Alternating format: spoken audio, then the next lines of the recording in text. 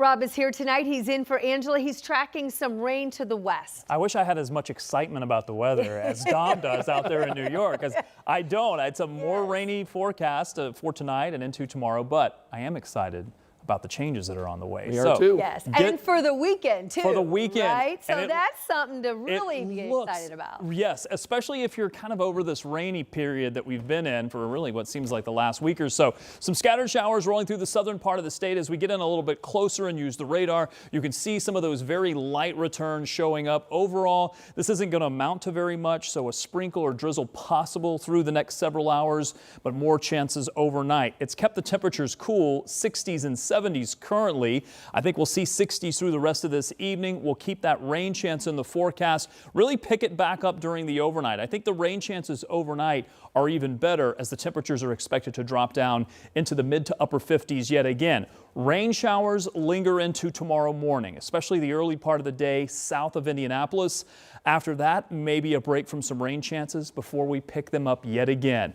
But this chance through the evening tomorrow, as the high temperatures make it back into the 70s, should be the last chance in the forecast as we approach a dry weekend and more summer-like temperatures. I'll have more on that coming up. All right, Rob, thanks. We'll check back. Other news now. Tonight, a judge in Hamilton County is deciding whether or not a teen who was accused in a crash that killed a former football player at HSC will be tried as an adult in court. So the driver was 17 at the time of the crash, but is now 18. Prosecutors allege the teenager was driving recklessly and killed Mason Alexander. Our Ashton Hackman was in court today. So, Ashton, what are the prosecutor and the defense saying?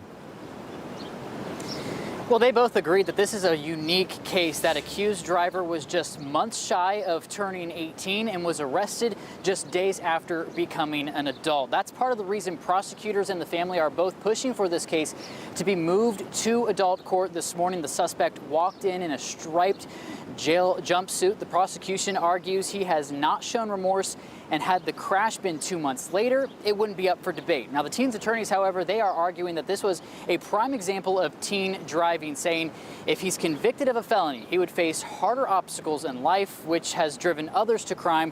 Now, Mason's family is hoping the judge doesn't agree. 5 minutes, that's all it took to take Mason's life in an act that really could have been prevented, I think, in many's view.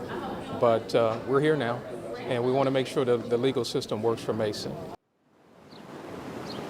Now, the judge in this case says she would make her decision no earlier than tomorrow. If she does move this case to adult court, we do expect an initial hearing would be scheduled. But Scott and Anne Marie, the teen is still in jail where he's been since his arrest earlier this month. If charged as an adult, it would likely be a level 5 felony. It's a case we'll, of course, keep following. All right, Ashton Hackman in Noblesville tonight. Thanks so much. Tonight, the City County Council is expected to receive the final report from the law firm investigating claims of sexual harassment within Mayor Hogsett's administration. This is an outside investigation, and it started last August. That's after multiple women came forward and had these allegations against workers in the mayor's office. So now we want to take you live inside that meeting right now. Right now, the City County Council members are hearing the results of that investigation. Indianapolis Mayor Joe Hogsett addressed those allegations last August, then pledged to improve protections for employees. He also signed an executive order requiring all City County employees to complete annual harassment training. We'll have an update on those findings for you tonight when we see you on 13 News at 11.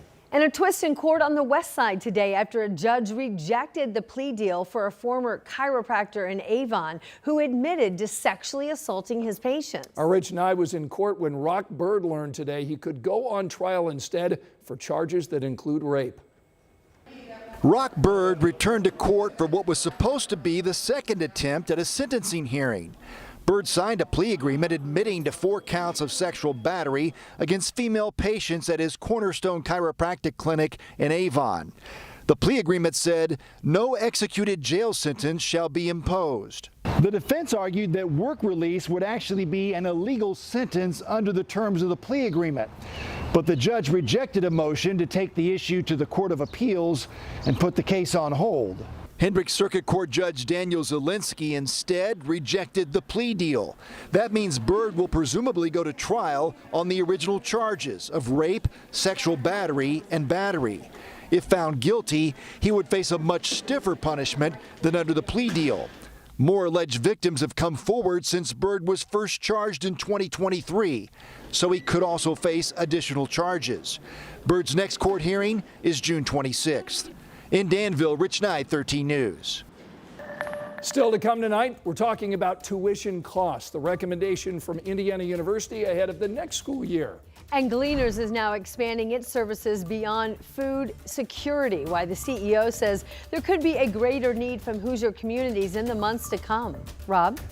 And after more rain chances on your Friday, I'm expecting the sun to return for your Saturday, but don't expect the temperatures to warm up just yet. We'll talk about when finally we can see those warmer summer-like temperatures.